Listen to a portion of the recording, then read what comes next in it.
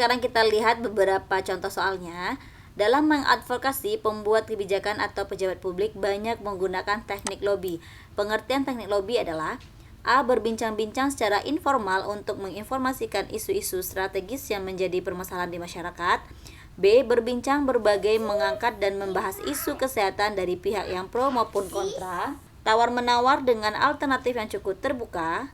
D. Berbincang-bincang secara formal untuk tawar-menawar terkait isu-isu strategis yang menjadi permasalahan di masyarakat. E. Cara formal dan tertulis untuk menyampaikan gagasan advokator dan memberikan tekanan kolektif terhadap para pembuat kebijakan. Jawabannya adalah A. Berbincang-bincang secara informal untuk menginformasikan isu-isu strategis yang menjadi permasalahan di masyarakat. Salah satu media cetak yang mampu memberi informasi kepada banyak orang pada banyak tempat yang berbeda dalam waktu yang hampir bersamaan adalah A. Televisi, B. Telepon seluler, C. Tabloid, D. Radio, E. Internet. Jawabannya adalah C. Tabloid. Kita bahas sedikit yang berkaitan dengan teknik-teknik advokasi kesehatan. Ini ada 10 tekniknya. Yang pertama adalah lobby, yaitu berbincang-bincang secara informal para pengambil keputusan dan pembuat kebijakan untuk menginformasikan isu-isu strategis yang menjadi permasalahan di masyarakat. Tahap pertama lobby, tim inti advokasi menyampaikan seriusnya masalah kesehatan yang dihadapi di suatu wilayah dan dampaknya terhadap kehidupan masyarakat. Kemudian disampaikan alternatif terbaik untuk mengendalikan masalah tersebut. Komunikasi yang paling baik digunakan dalam lobby adalah komunikasi interpersonal. Untuk prinsip melobi sendiri dalam advokasi kesehatan adalah low profile dan high pressure. Lobby banyak digunakan untuk mengadvokasi pembuat kebijakan atau pejabat publik dalam bentuk berbincang-bincang, yaitu dengan cara pendekatan tokoh. Yang kedua adalah petisi, cara formal dan tertulis untuk menyampaikan gagasan advokator dan memberikan tekanan kolektif terhadap para pembuat kebijakan. Biasanya dalam petisi sudah jelas tertulis, yaitu pernyataan singkat dan jelas tentang isu tertentu dan tindakan apa yang akan dilakukan. Yang ketiga yaitu debat, pada dasarnya juga merupakan salah satu metode advokasi kesehatan dalam kelompok. Cirinya adalah mengangkat berbagai dan membahas isu kesehatan dari pihak yang pro maupun kontra. Metode debat ini keterlibatan sasarannya akan lebih aktif dan permasalahan kesehatan dapat dibahas dari berbagai sudut pandang secara tajam serta lebih mendalam. Media massa yang dapat mendukung teknik ini antara lain ada televisi, radio, dan koran. Yang keempat adalah dialog, hampir sama dengan debat. Dialog lebih tepat digunakan untuk sebagai metode advokasi melalui pendekatan kelompok. Biasanya dialog ini didukung oleh media massa seperti TV dan radio, sehingga dialog bisa menjangkau kelompok yang sangat luas.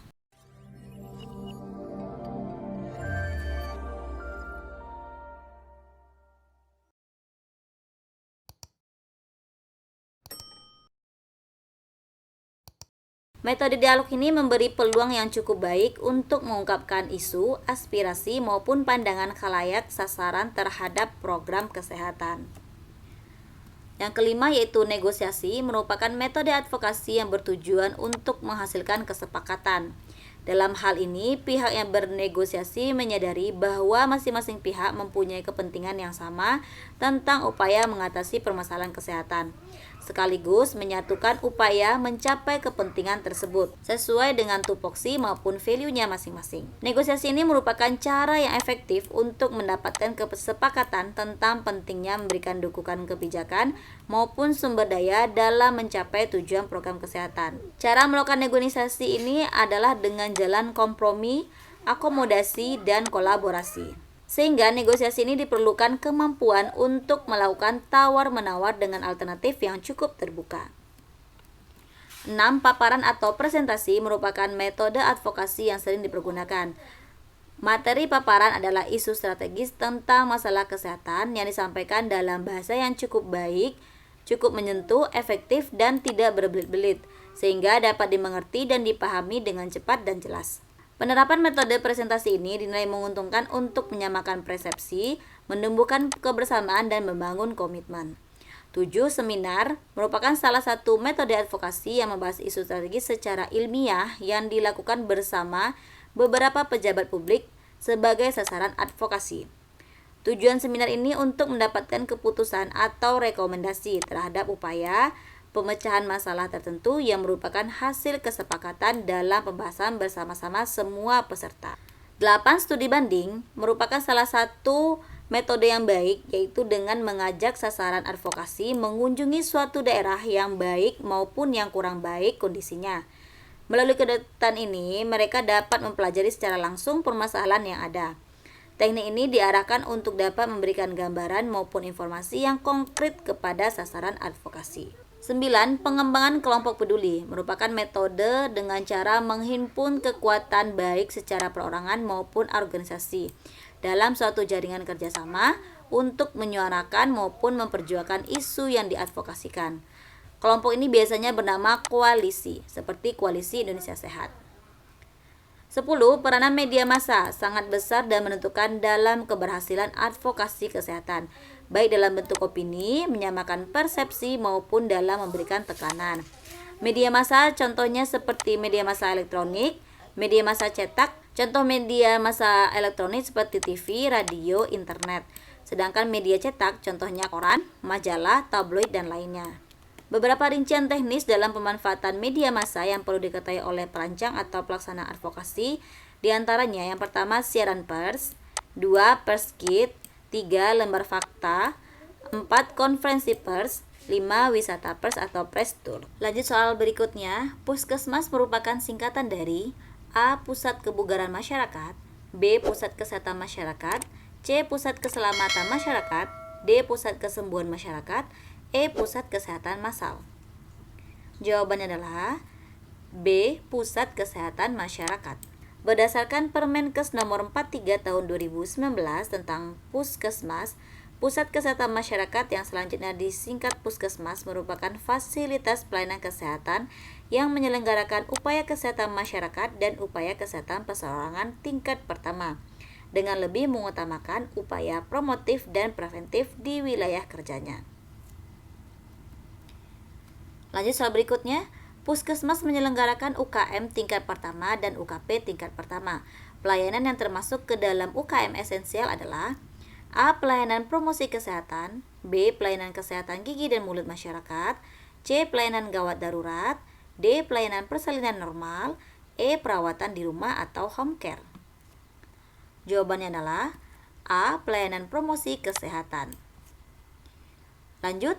Berikut ini adalah strategi utama promosi kesehatan yang dikenal sebagai 3 pilar utama yang berkaitan dengan kebijakan publik oleh pejabat publik sehingga dapat mendukung dan menguntungkan kesehatan. A. Advokasi kesehatan, B. Pemberdayaan masyarakat, C. Pembiayaan kesehatan, D. Kemitraan, E. Bina suasana. Jawabannya adalah A. Advokasi kesehatan. Strategi utama promosi kesehatan yang dikenal dengan 3 pilar utama. Yang pertama adalah advokasi kesehatan, 2. Pemberdayaan masyarakat, yang ketiga adalah kemitraan. Lanjut soal berikutnya. Standar pelayanan minimal bidang kesehatan mencakup upaya pengendalian penyakit tidak menular atau PTM. Salah satu indikator yang harus dicapai dalam upaya ini adalah A. Seluruh balita mendapatkan vaksinasi lengkap, B. Menurunnya prevalensi perokok usia produktif, C. Tersedianya puskesmas di setiap desa, D. Meningkatnya jumlah persalinan di fasilitas kesehatan, E. Meningkatnya kesadaran akan pentingnya cuci tangan pakai sabun. Jawabannya adalah B. Menurunnya prevalensi perokok usia produktif. Kita bahas sedikit Permenkes nomor 43 tahun 2019 berkaitan dengan puskesmas, yaitu yang berkaitan dengan upaya kesehatan. Puskesmas menyelenggarakan UKM tingkat pertama dan UKP tingkat pertama. UKM dan UKP tingkat pertama harus diselenggarakan untuk pencapaian A. Standar pelayanan minimal kabupaten atau kota bidang kesehatan, B. Program Indonesia Sehat, C. Kinerja puskesmas dalam penyelenggaraan jaminan kesehatan nasional. UKM tingkat pertama dibagi menjadi 2, UKM esensial dan UKM pengembangan.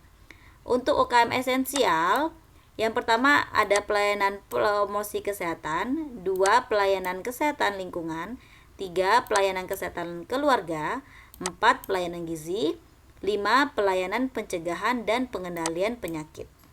Sedangkan untuk UKM pengembangan merupakan upaya kesehatan masyarakat yang kegiatannya bersifat inovatif atau disesuaikan dengan prioritas masalah kesehatan, kekhususan wilayah kerja, dan potensi sumber daya yang tersedia di masyarakat.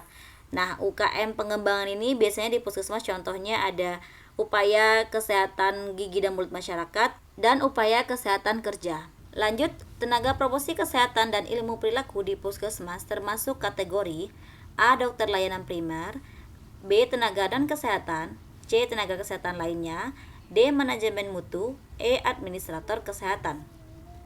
Jawabannya adalah C. Tenaga kesehatan lainnya. Tenaga yang terdapat di puskesmas meliputi dokter dan atau dokter layanan primer. Selain dokter dan atau dokter layanan primer, puskesmas harus memiliki dokter gigi, tenaga kesehatan lainnya, dan tenaga non-kesehatan. Jenis tenaga kesehatan lainnya sebagaimana dimaksud yang paling sedikit terdiri atas perawat, bidan, tenaga promosi kesehatan dan ilmu perilaku, tenaga sanitasi lingkungan, nutrisionis, dan tenaga apoteker atau tenaga teknis kefarmasian, serta ahli teknologi laboratorium medik. Dalam kondisi tertentu, puskesmas dapat menambah jenis tenaga kesehatan lainnya, yaitu terapis gigi dan mulut, epidemiolog kesehatan, entomolog kesehatan, perekam medis dan informasi kesehatan, serta tenaga kesehatan lainnya sesuai dengan kebutuhan.